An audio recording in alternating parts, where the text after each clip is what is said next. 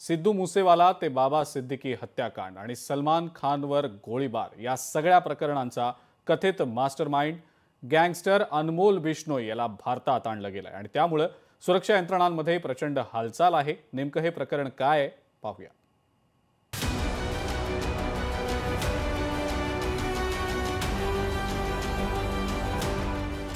Gangster अनमोल बिश्नोईचा खेळ खल्लास। बिश्नोईचं अमेरिकेतून भारतात प्रत्यार्पण। बिश्नोईच्या अनेक गुन्ह्यांचा उलगडा होणार।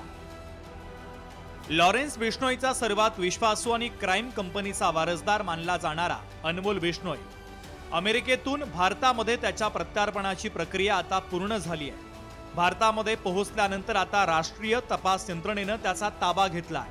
अनमोलवर 20 पेक्षा अधिक गुन्हे दाखल आहे। राष्ट्रीय तपास यंत्रणेने त्याच्यावर 10 लाखांचं बक्षीस आधीच जाहीर केलं होतं।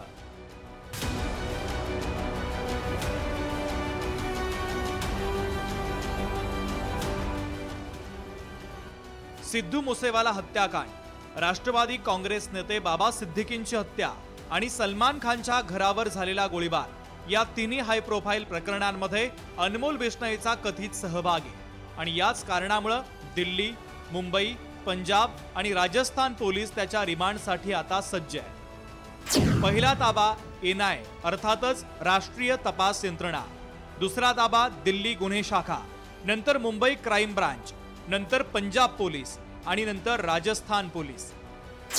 सिद्धू मूसेवाला हत्याकांड, बाबा सिद्दीकी हत्या, सलमान खानच्या घरावर गोळीबार आणि कोट्यवधींची वसुली। 1000 सक्रिय सदस्य या टोळीचे आहेत।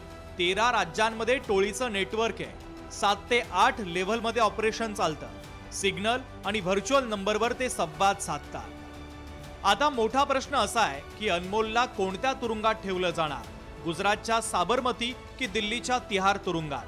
कारण अनेक प्रतिस्पर्धी टोळ्यांचं लक्ष आता अनमोलवर आहे। त्यामुळे सुरक्षा यंत्रणांसाठी ही सर्वात मोठी परीक्षा ठरणार आहे।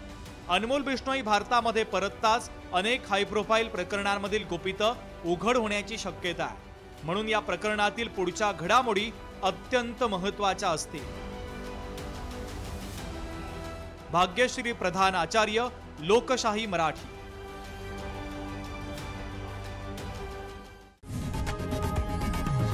लोकशाही मराठी ऐका, पहा, जागरूक रहा।